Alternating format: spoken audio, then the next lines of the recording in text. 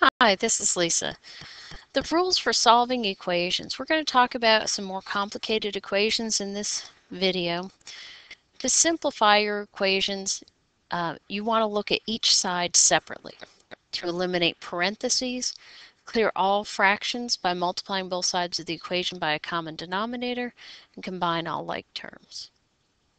We want to use the addition property to get all variable terms on one side of the equal sign and all constant terms on the other side. Next, you'll use the multiplication or division property to get the variable by itself, in other words, with the coefficient of 1, and then you'll check your answer by plugging it into the original equation. So if we think about these steps, the first step is to simplify. When I look at equation number 1, there's not really anything to simplify. If I put a line down here to separate the two sides of my equation, the left-hand side and the right-hand side, my left-hand side has no like terms, no parentheses, and no fractions. And same with the right-hand side. So I'm just going to go ahead and use the addition property to get all the variable terms on one side of the equal sign and all constant terms or numeric terms on the other side. So here, I have only one term with x in it. I want to leave that on that side of the equation. So I'm going to move 2 to the other side of the equation. I have a plus, I'm going to make it a minus 2. So subtract 2 from both sides of the equation, and we wind up with 3x, because 2 minus 2 is 0, so that goes away, equals 11 minus 2, or 9. And once I get all my variable terms on one side and constant terms on the other side, I move to step 3, which tells me to use the multiplication property to get the variable by itself. This is 3 times x, so I'm going to divide by 3 to get the x by itself. And I wind up with x equals 9 divided by 3, or 3. And there's the solution to my first equation. Example number 2. Again, in this one, I have no fractions and no parentheses. If I look only at the left-hand side, 4r minus 2 are not like terms. And on the right-hand side, r minus 6, again, no like terms there. So I start with step number 2. I want to get all of my r's on the same side of the equation. I have a positive r on the right. I'm going to go ahead and subtract r from both sides of my equation. Notice I kind of line it up where my like terms are. 4r minus r is 3r minus 2 equals r minus r goes to 0, so it cancels out, and I'm left with negative 6. Now I need to get all my constants. I put my variables on the left. I need my constants on the right. Minus 2 means I'm going to add 2 to both sides of the equation. And I get 3r minus 2 plus 2 is 0 equals negative 6 plus 2, or negative 4. And now I use step number 3. Using my multiplication property, 3 times r means I need to divide both sides of my equation by 3. And my final answer is r equals negative 4/3. It's always a good idea to go back and check your answer in the original equation, especially when we have a fraction like this. So again, we're going to go back to the original equation, but instead of r, we want to leave a space so we can plug in our answer. Instead of r, we're going to plug in negative 4/3. We're going to do the left-hand side, and we're going to see how does that compare to the right-hand side, which was r minus 6, and instead of r, we're going to plug in negative 4/3. So in the original equation where I had r, I replaced it with parentheses negative 4/3. Now I'm going to check this on the calculator because it's a little bit easier to do that way.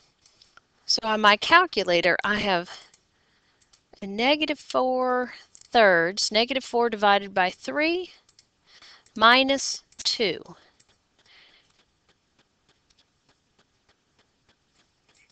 I don't think that came out quite right. I'm going to do that again.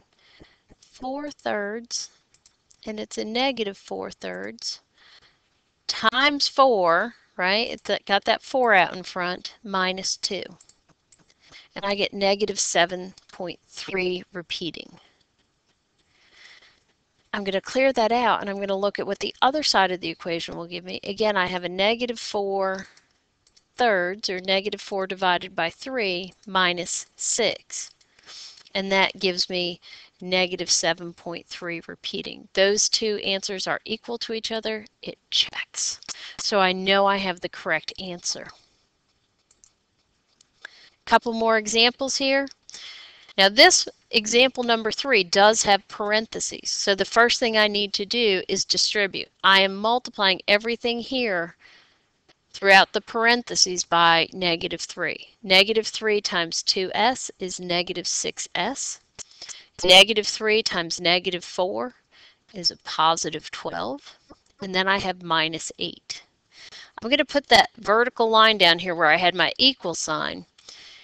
Here I have 3. What I'm distributing here is the negative sign, or you can think of it as negative 1 times 4s, negative 1 times 4. Negative 1 times 4s is negative 4s. Negative 1 times 4 is negative 4. In other words, when we distribute a negative sign into parentheses, it changes both signs. Now in this example, I do have some like terms that I can combine. On the left-hand side, 12 and negative 8 are like terms. So I have negative 6s. 12 minus 8 is positive 4 equals. And on the right-hand side, I have 3 minus 4. 3 minus 4 is negative 1, and I still have minus 4s. Now that I've simplified each side of the equation, I need to get all my s terms on one side. Here I have minus 4s on the right. I'm going to add 4s to both sides. Again, the sides are where we got that vertical line or the equal sign. Negative 6s plus 4s is negative 2s plus 4 equals negative 1. Negative 4s plus 4s, those add up to 0. They cancel each other out. Now I've got all my s terms on the left. I need to move my numbers to the right. Plus 4 becomes minus 4. And I'm left with negative 2s. 4 minus 4 is 0. Equals negative 1 minus 4 is negative 5. And I use step 3, my multiplication property, negative 2 times s. I need to divide both sides by negative 2 to get the s by itself. And when I do that, my answer becomes s equals negative 5 divided by negative 2 is positive 5/2. When you're typing your answers in, if the original problems had fractions or no decimals, you want to keep your answers in fraction form. Example number 4 has decimals in the original problem. Our answer can be written as a decimal. But example number 3, you do not want to write it as s equals 2.5.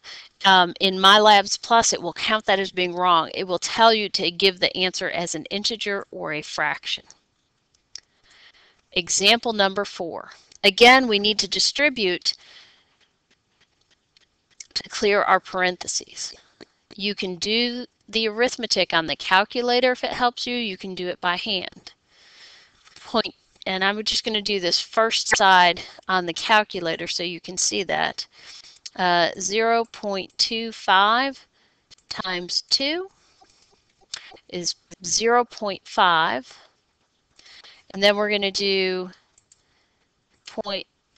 0.25 times 3 as 0.75. And this is really 0.25 times negative 3, which would be negative 0.75x equals. And we're going to do that again on the right-hand side. When we multiply here, we're going to get 0.25x plus 0.3. I want all of my x terms together.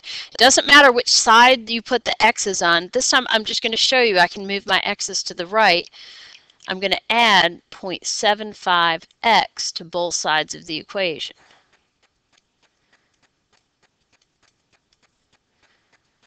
And when I do that, I wind up with 0.5.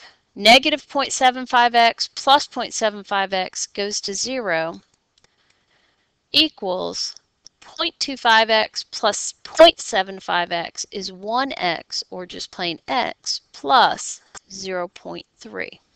Got all my x's on the right, so now I have x plus 0.3. I'm going to subtract 0.3 from both sides of my equation. And I get 0.2 equals x. And there's my final answer. Again, I can check my answer by plugging it into the original equation. Here was 0.25 parentheses 2 minus 3. And I'm going to add an extra parenthesis there for my x. And I need to compare that to 0.05 parentheses 5 times whatever x is plus 6. So in here I'm going to put my 0.2, that was my answer, and I'm going to do that on the calculator to see if I get the same thing on the left and the right. So first I'm going to do what was inside the parentheses, and I have 3 times 0.2, actually I have 2 minus 0.6 times 0.25. Making sure I use my order of operations correctly there. If you have a more sophisticated calculator, you may be able to do that all in one step. Here I'm going to do 5 times 0.2 added to 6, and then times 0.05. And in both cases here, I get 0.35. They are indeed equal. It means I'm checked my answer. I know I have the correct answer. 0.2 equals x. Next thing we're going to talk about is solving linear equations with fractions. We did some a little bit earlier on where we only had one fraction in our equations. Here we have 2 fractions, or sometimes more. When we solve equations with fractions, we want to clear all the parentheses first, then clear the fractions by multiplying every term. Every term means anytime you have addition or subtraction, it's separating your terms, or whatever's on the left or the right hand side of the equal sign, because we always want to do each side of the equal sign the same. So in example number 1, I have one term on the left hand side and one term on the right hand side. My denominators are 5 and 2. I need to find a common denominator. One of the easiest ways of doing that is multiplying them together. So the common denominator here, 5 times 2, or 10. And a little bit later on I'll talk about other methods for finding the common denominator. So here, if I multiply both sides of my equation by 10, and remember you can think of that as 10 over 1, and you can multiply straight across the top, straight across the bottom, and then reduce your fractions. 10 times negative 2 is negative 20 over 1 times 5, or 5, and that term had an x. Negative 20 divided by 5 is negative 4, and we keep our x. And that was our left-hand side of the equation. On the right-hand side, 9 times 10 is 90 over 2 times 1 is 2. 90 divided by 2 is 45. And now to solve my equation, I have negative 4 times x. Sorry about that interruption. Negative 4 times x. I want to divide both sides of my equation by negative 4.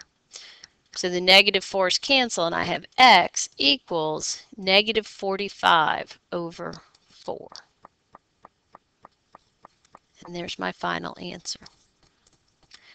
Example number 2. This time we have 3 terms in our equation.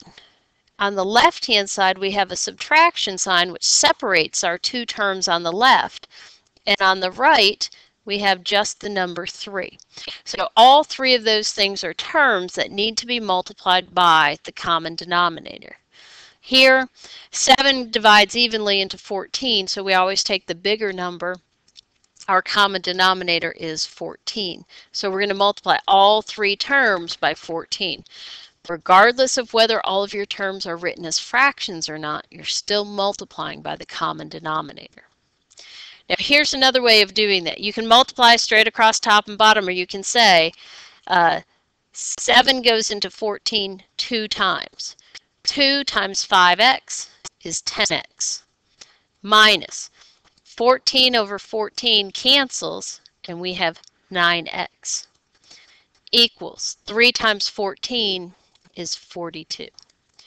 Equation solving techniques: combine like terms on the left-hand side first. 10x minus 9x is x, equals 42. And we're done. That one just involved clearing that denominator. Example number 3 is a little bit different. It's got 3 terms. Again, we have 3 fractions. Fractions are separated by addition, subtraction, and the equal sign. So here our denominators are 3, 6, and 8. Now 3 goes evenly into 6, so really anything that has 6 in it will also have 3 in it. You can either multiply the bigger numbers together. 6 times 8 is 48. 48 is a common denominator. In this example, it's not the lowest common denominator. To find the lowest common denominator, if we look at all the multiples of 6 and 8, we want to look for what is the smallest one they have in common. So multiples of 6, 6, 12, 18, 24, 30. We can keep going if we need to, but I'm going to start on my 8, 8, 16, 24, and there's one that they have in common. This is going to be my lowest common denominator. 48 is a common denominator. It will work for this example, but 24, if you want to keep your number smaller, 24 is a little bit better choice. I'm going to multiply every fraction or every term by 24.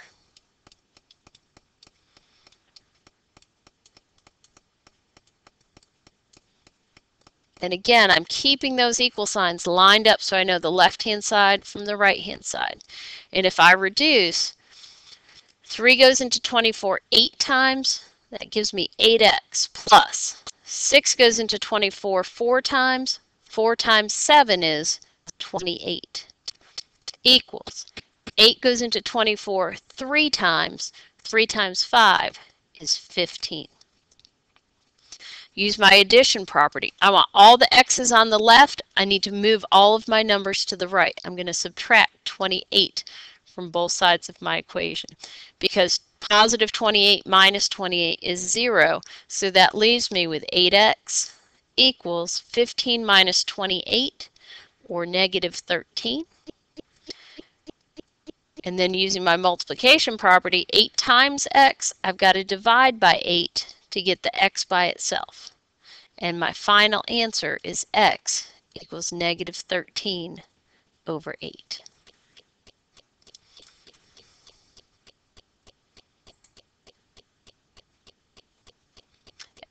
And that's where we'll stop this video on this problem, and in the next video you'll learn about other types of equations.